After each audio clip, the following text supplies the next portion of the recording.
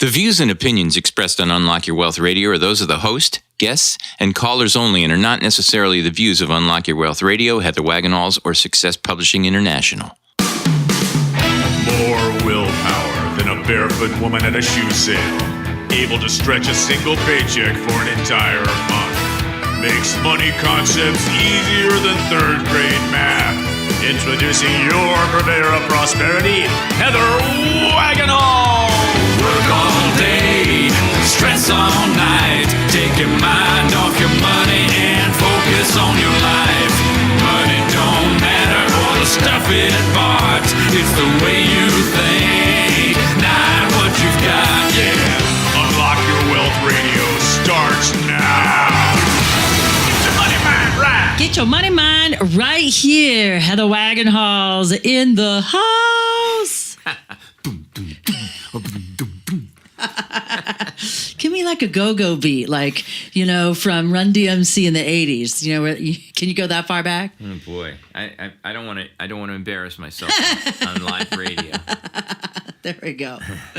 We'll spare you this time. That is the maestro of moolah, Michael Terry, flanking me today as we bring you a fabulous two-part series on today's key, which is Remember Real Estate. We got all kind of good stuff in store for you here at Unlock Your Wealth Radio, where listeners go to get their money mind right so their wealth and happiness will follow. I'm Heather Wagenhals here in the saddle, and I'm making success simple for people just like you who want to overcome their personal and professional challenges, to get out of debt, to create financial freedom, and live the life of your dreams right now, today. Right and one of the ways that we do this is with our fabulous sponsor, Audible.com. Do you know what I'm talking about, Miguel? I do. Yes, it would be free books. That would be correct. So for those of you Unlock Your Wealth Radio listeners, Audible has an amazing free trial for you because you are a listener of Unlock Your Wealth Radio. All you have to do to get your free audiobook is visit audibletrial.com/Unlock Your Wealth, and you can receive a free audiobook on me gratis just for participating in today's show by lending me your ears and allowing me to wax poetic about money management. Nice. Why, thank you. I like it. So we have an incredible show for you today. We've got an interesting moolah word of the day. It's worldwide. Do you remember that from Step Brothers? No. Prestige. No. Worldwide. What was Step Brothers? What Brothers? What was Step Brothers? Elma. Is Elma Fudd in the house? So Step Brothers was that movie with Will Ferrell and that other guy from Talladega Nights that he always has in his movies. Step Brothers. You didn't see Step Brothers? No, I mean, that really famous lady like played the mom of one of them, and she marries the dad of the other kid, and they're like adults, but they do bunk beds and comedian kind of things. Early Ferrell? Ron Burgundy, after Ron Burgundy, or before? Oh, I don't know timelines, but it would be of that like time when he was spitting out a ton of movies. Yeah. I'll say that. I can't remember when it was after. I remember meeting him at Talladega for their when they did the movie thing. But other than that, that's all I could tell you. That's all I have. But anyway, so worldwide is our hint for our moolah word of the day. Tell us about the key, Miguel. Remember real estate. Yes. Even though I said that at the beginning, I thought that would be funny because I like the way you say that. Yeah. There's some cleverness, some intellectual. I don't know where that comes from either. Remember. I can't pin it down to a particular voice or movie or anything as a reference. But regardless, we have a two-part series. If you missed our Facebook Live, that's okay, because we are going to reprise the interview, and it was so big and so great. Miguel made 2 shows out of it. That's how awesome it is. So we're going to do part 1 this week with our guest, Scott Reidenbach from Reidenbach & Associates, is going to be here to talk real estate as an investment and some challenges you might have as a landlord. We went all over the place, didn't we? We did. In that interview. So we're going to reprise the first part of it. But let's talk a little bit about Remember Real Estate as the key. This week's Facebook Live was awesome because I did it live and I did it from a location. not an undisclosed location in a third world country, mind you, but one of my real estate investment properties. We actually broadcasted from the backyard, and amazingly enough, my microphone was pretty awesome because it totally didn't pick up any of the construction noises that were going on, which was pretty awesome. Yeah, so we talked about the 4 layers of risk, what's involved in real estate investment, and I've got a new workshop coming up. So next week we have the Create Credit workshop, as well as our is homeownership the right real estate investment vehicle for you? So this week's key is all about understanding what it takes to be a real estate investor so you can start molding and shaping your income and your credit profile that we learned about the week before on creating the right investor profile for you with credit and savings and investments. All right. So, we talked about the 4 layers of risk in this show, and we also talked about what goes into an underwriting determination and what is the ideal credit and investor profile that you need to achieve to start leveraging the power of real estate to build your wealth. So if you'd like to visit Facebook.com/Unlock Your Wealth Radio. You'll be able to catch the show in its entirety for our Unlock Your Wealth Live. And we did it on location. So you will really enjoy understanding what the ideal investor profile is. And join me. I can't think it now because it's so late in the day. My head's killing me. But we have a real estate investment seminar coming up. I'm going to do a little Q&A workshop, a little webinar for all of you. So if you want to, on workshop Wednesdays, I don't think it's next week. I think it's the week after, because I think next week is Create Credit. And I'm sorry for not having my calendar here. So we're going to do another real estate workshop because you might be closer to real estate investment, closer than you think. So we're going to talk about that. But we'll have more of a discussion about real estate with this week's guest. Moolah word of the day. Bring it on. Globalization. Oh, worldwide. Worldwide. Of course. Yeah, so it's interesting because there's 2 camps or 2 schools of thought regarding this, so I thought I'd bring this to your attention. So globalization is the name for the process of increasing the connectivity and interdependence of the world's markets and businesses. So you know what dependence is, where somebody needs somebody else for their existence. Sure. Independence is you don't need anybody else. Mm-hmm. And when we talk about interdependence, we're talking about cooperative efforts. I could do this alone, but it's better together. Yeah, I got it. So there's 2 schools of thoughts, but the process of globalization has sped up dramatically in the last few decades as technological advances make it easier for people to travel, communicate, and do business internationally. 2 major driving forces are advances in telecommunications infrastructure and the growth of the internet. In general, as economies become more connected to other economies, they have increased opportunity, but also increased competition. Thus, as globalization becomes more and more of a common feature in world economics, powerful pro-globalization and anti-globalization lobbies have arisen. So let's talk about the pros. All right. The pro lobby argues that globalization brings about much increased opportunities for almost everyone, and increased competition is a good thing since it makes agents of production more efficient. And I agree with that. So the anti-globalization group argues that certain groups of people who are deprived in terms of resources are not currently capable of functioning within the increased competitive pressure that will be brought about by allowing their countries to become more connected to the rest of the world. But, it doesn't make sense. Think about the emerging middle class China has because of its ability to be interdependent on other countries for their manufacturing and outsourcing. Think about India. India has tons of white-collar jobs. We think of it as an impoverished country, but think about all the people in India that actually have college degrees. And this is where we move our call centers, because the people do have English as a native language, and they're intelligent, they're educated. I mean, the Indians educate their people. So, this has brought about middle classes in these countries that were impoverished, that didn't have a middle class. So I have a hard time empathizing with the anti-globalization people because, and I think about tariffs and all that's going on right now, and I don't want to get into a big discussion about that right now before our guest shows up. But suffice it to say that when we talk about tariffs and stuff, it's inefficient for us to manufacture a T-shirt here that it would be to outsource it to another country. Because if you are truly impoverished, do you want to pay $5 for a T-shirt to stay warm and presentable? Or would you rather spend $55 because it was made in America? I mean, that's the argument that we have to address. Yeah, and so that's, that's the challenges we have. And globalization isn't going to be solved on this radio show today. So, but I just wanted to give it to you as food for thought. Yeah, and it seems that the tariff concept would be anti-free market. It is because it's isolationist. So me and my liberty-loving ways. Exactly. So we know where you stand on tariffs, honey. Yes, I do. So they're inherently bad, but right. But that's a discussion for another day, another show, something else.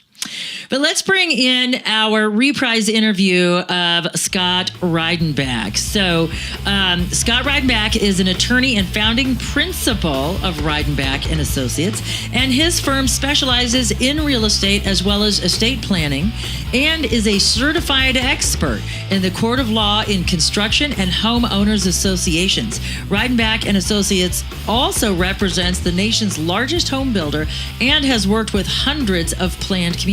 And today we're going to have our reprise interview from our Unlock Your Wealth live special that we did with him. And this is the first of 2 parts. So if you have questions about homeowners associations, about landlord-tenant laws, if you thought about investing in real estate and investment real estate, non-owner occupied stuff, then this is the show to listen to, this 2-part series, because we went all over the place when it comes to these types of things. But what you want to do is look for the things that you're trying to avoid. And as Scott shares with us on this 2-part special, exactly the things that people don't think about when looking at or considering investment properties, and what we need to do to protect ourselves to mitigate the risks associated with real estate investment. So let's begin our reprise interview with Scott Reidenbach of Reidenbach & Associates. Welcome to the show, Scott. It's so great to have you participate in this big Unlock Your Wealth live special. Yeah, thank you for having me on, Heather. I appreciate it. So we're a real estate law firm based in Wayne, Pennsylvania, which is a Philadelphia suburb, and we do pretty much anything real estate related. So we do everything from when a person is looking to buy a property as an investment, or current property owners that want to renovate or remodel their house, buy a property, sell a property, subdivide land. And also when problems arise in a transaction or with a developer or contractor, we get involved in litigation against builders, contractors, and developers. Mm-hmm. Yeah, and that's the sad part about real estate as an investment, when you have the legal challenges. But there are kind of ways to mitigate that up front, wouldn't you say, by analyzing your investment opportunity before you make the plunge, making sure that you're aware of everything. As people start starting to build wealth, and if you think about this demographic we have of millennials now, the 26-year-olds are the largest single age demographic there are. Even though they're saddled with all of this student loan debt because they were convinced that they had to go to college, they're still starting families now. They're getting married and they're wanting to move forward into real estate investment. So, when we start thinking about real estate investment, what are the types of real estate investment that we can get involved in? Right. And Heather, you make a great point that the fastest growing demographic for buying properties, according to the Wall Street Journal, are the millennials, which I thought was fascinating because, in my opinion, from what I've read, they're the ones that really don't want to be saddled with a property and raking leaves and cleaning gutters. And so I'm really surprised that's our growing, customer are the millennials. So as far as options go, there's a lot of things that they can buy. If you want to invest in real estate, you can do a multifamily property, which could be an apartment building. It can be a single family fixer-upper. And to me, it's really about figuring out where you want to be, whether it be in the city, an urban environment, or a suburban environment. But yeah, many options for real estate investors. I'm happy to cover any one you want to talk about. Well, I know, for example, here in Arizona, we've got tons of urban infill, and everybody's scraping, either small multifamily, or they're even scraping some small retail centers, and they're going vertical with a lot of this townhome or condo style living, but they are for sale like they used to be on the East Coast. Growing up here, you only ever rented an apartment. The very first time in New York, I'm like, you can buy apartments? I had no idea that apartments were for sale, but now it's commonplace here, and it's for Arizonans and Phoenicians, it's preferred because they don't want to mow the lawns, they don't want a big yard to take care of, and they want to be able to walk. They're much more fuel and energy and environment conscious, so they don't want to drive anywhere. Now you can rent a bike here in Arizona with your phone app, and you just hop on a bike and you can ride it and then leave it. It's like ride sharing Uber for bicycles. It's really a cool thing that they have here now. And so given that, that vertical living is an easy choice, one of the things that I've always taught, and it's how I started out, was to buy a small fourplex, because you can go with FHA financing. So if you live in one of the 3 or 4 units in multifamily, you can go FHA. That's 3.5% down. You don't have to save that big 20% down. Right, and that's still an attractive play, and I'm asked that quite often by younger couples. Should we buy a property, live in one half and rent the other half? But the realities of that are not that great, because then you're the landlord that lives on the property. And when things are going wrong with the property, people come down and knock on your door, or come up and knock on your door. You literally can't get away from your tenant. So that has some practical roadblocks for a lot of people that buy those properties. But I would say that investing in condos and planned communities, HOAs, is a good move, because within a planned community, like you mentioned, Heather, the grass is mowed for you, the snow is plowed for you, the sidewalks are power washed by the HOA or by the management company. But the thing to watch out for with condos and HOAs is that they have monthly fees or assessments, which can go up. They never go down. So you're not only paying your mortgage and your insurance and your taxes, but you're paying the HOA or condo assessment fees, which can be considerable in the nicer properties. Well, and Arizona is land of the homeowner association communities. And I remember about 20 years ago, it got pretty heated at one, and a guy came and shot people at his HOA meetings. And one of the things that a lot of people don't think about is when you look at an investment and you make an assessment, you have to add that HOA payment into your housing ratio when you're applying for financing. And I've seen people who could afford a particular monthly mortgage payment, but because the HOA payment was $200, $300, $500 a month, it knocked them out of their qualifying ratios. And so I know that just from a financing and an investment perspective, that can often make a property unattractive or unachievable from an investment standpoint when you're carrying a big bunch of financing on it. Oh, very, very much so, Heather. And what happens is with condo and HOA assessment fees, they go up, and they go up unpredictably. And on top of that, they have what's known as a special assessment, which is something that associations do rather often, where there's not enough money in the budget for whether it be snow removal, on the East Coast, or a capital improvement, you're replacing the pool or replacing roofs, and they take that cost, divide it by the owners, and then whammo, you're hit with at times a $10,000 special assessment on top of your monthly fees. So it can be very onerous. Well, yeah, and depending on how it's written into the deed restrictions, I mean, not that they want to evict you, but if they were willing to assume the first and any second mortgage, they could accelerate it and actually foreclose on you, right? I mean, I know they can do that here. Yeah, no, they can. I mean, if you're the owner and you're not paying your fees and you're delinquent, yes, they can evict your tenant and foreclose on the unit. Happens all the time. So what can you do to mitigate that? Is there another type of property that you should be considering, because of the volatility or variability of that? What else? What would be better for somebody who wants to start investing? Let's kind of go from that perspective. Right. So there's really two main categories of real estate investment. The one is you buy the property and you hold it and you lease it out. So you're the landlord and you have tenants, and you have cash flow and rental income from that process. Or, as is popularized on TV, you buy the property, fix it up, and flip it, and make your profit from the sale.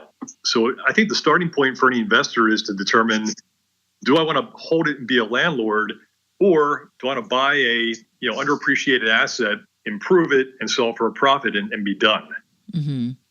Well, there are tax ramifications that are different depending on the different type, right? Oh, very much. Yeah, very much. It depends, again, how you buy the property and how the property is titled. If you buy it as an individual versus husband and wife, or you buy it as an LLC or a legal entity, they're treated different and they're handled differently. Yes. You are listening to Scott Reidenbach on Unlock Your Wealth Radio and Unlock Your Wealth Live here on our Facebook fan page.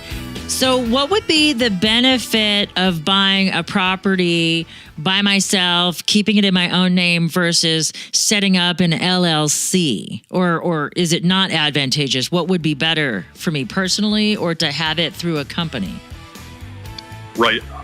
My belief and my opinion, Heather, is it's better to form a legal entity of some kind.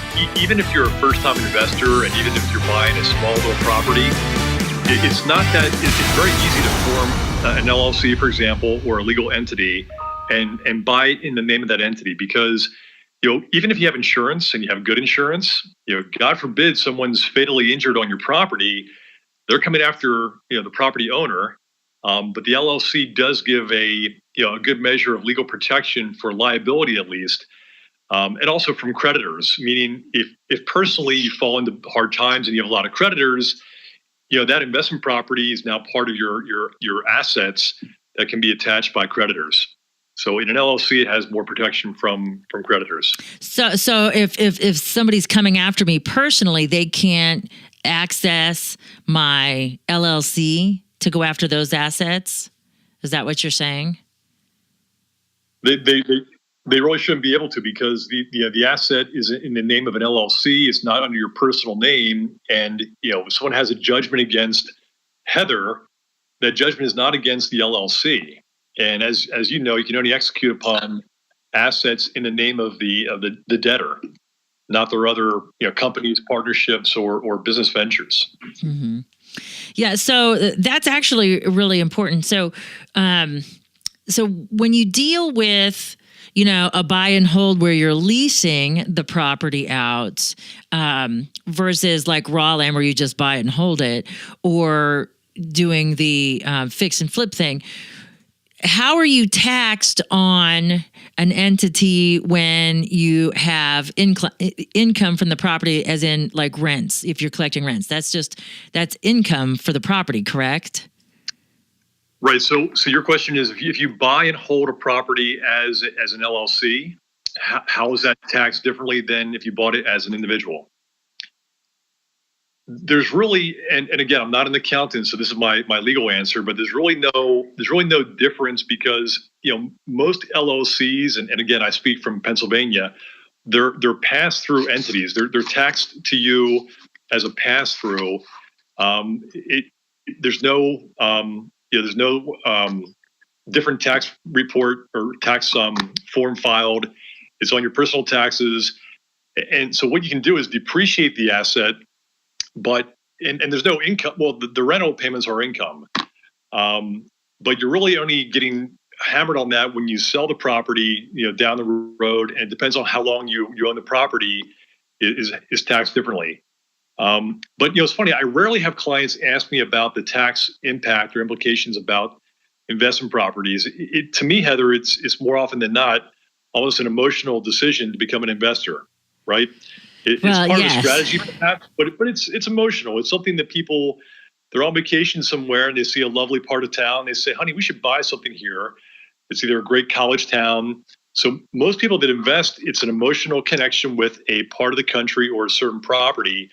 And, finances be damned. It's really emotional or emotionally.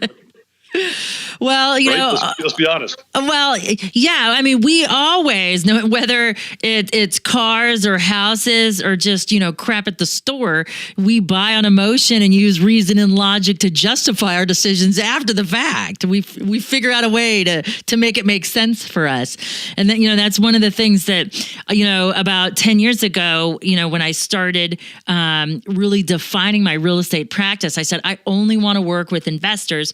And one of the biggest hurdles was when, you would take and find a property that met their financial criteria to accomplish their personal goals, which I'd want them to be emotional about. Hey, let's buy a property now. And in 5-10 years, you'll not only have income, but you'll have hopefully capital appreciation. That'll help you pay for your kids' college. And those are the emotional hot buttons I want to be pushing to get them to say yes. But then you show them the property and they're like, I don't know about that lime green shag. And you're like, it doesn't matter. You're not living here. But they get engaged. It's so funny that you bring up the emotion part of it, because they get engaged in the wrong part of it. They should be excited and engaged in the money part of it, because there's no point in doing it if it's not going to be profitable. But now I'm talking crazy logic stuff. I know that. Well, I know, but hey, listen, most successful investors are very dispassionate. They're about the numbers, because listen, more often than not, it doesn't make sense to invest in real estate in a lot of situations, because you're making that emotional decision or that spur of the moment decision. But the smart people, really crunch the numbers and make it, as unemotional as possible. But that's not your average investor in real estate. I see more of the opposite. Yeah, well, one of my keys in my Keys to Riches financial philosophy is take emotion out of the picture. And it's not about eliminating emotion, but be, passionate and excited, but keep them in perspective. You want to be excited about the prospects of generating money, and not just for the sake of money, but for what it's going to do for you. It's going to help create a retirement plan for you. It's going to help create college income, to help support your children or whatever, so I try to keep them excited, but I try to channel it in the right directions. And so when someone comes to me and they say, I want to get started in real estate, I heard you're the go-to girl, but I have like $5,000. I don't have that much to get started, but I really want to get started. And so we talk about, okay, so do you have friends or other people that might be interested, that might be able to match funds with you, that may want to invest with you? And they say, well, I don't know. Do we take on partners to get started? And if so, what do we want to look for when qualifying a partner to begin real estate investing with? Right. I almost always discourage people from having investors and partners in real estate, unless it's a large commercial transaction, which is a multi-million-dollar endeavor. Because you're right, a lot of people come to us and say, hey, me and my friend or my roommates and I, or my sister and I want to buy a property at the shore or in downtown Philadelphia. And I mean, Heather, here are the challenges, and I think you know this, but just for your listeners and viewers, if you buy a property with other people, you're not always in lockstep at the same time in year one, in year two, and year three, because someone's financial situation is going to change and they want out. Or they want to have more of a say in how things are being handled, or improvements to the house that should be made or should not be made. It's hard. It's like a marriage. It's a really hard relationship, and you're now combining money with an investment with friends, and that's a tough recipe to manage all three of them successfully at all times. So, if you really need the money to make this thing work, I'd rather just have someone get a loan and borrow the money, but not take on partners and investors. Outstanding. Well, thanks so much for being a part of Unlock Your Wealth today. And are there any parting thoughts you might have for those who've stopped by to give the show a listen? I do actually. I love real estate. I'm very passionate about it. I think it's a great thing to add to your portfolio. And as I mentioned, if it doesn't go well, you can always get out and always sell. But if you find the right property and go with the right mindset, it can be very rewarding and very profitable. Outstanding. Well, thanks so much for being a part of the show today. And for those of you listening in Radio Land, never fear, unlockyourwealthradio.com is here. So if you're driving around without a pencil, you can visit his show page and get Scott's linky links to his website and so much more. For the maestro of Moolah back there, Michael Terry, I'm Heather Wagenhals. Now go out and unlock your wealth today. UnlockYourWealthRadio.com is produced by Heather Wagenhals and the Unlock Your Wealth Foundation. UnlockYourWealthRadio.com and its affiliates are copyrighted 2018 with all rights reserved. For more information on the Keys to Riches Financial Wellness series, please visit our website at www.unlockyourwealth.com.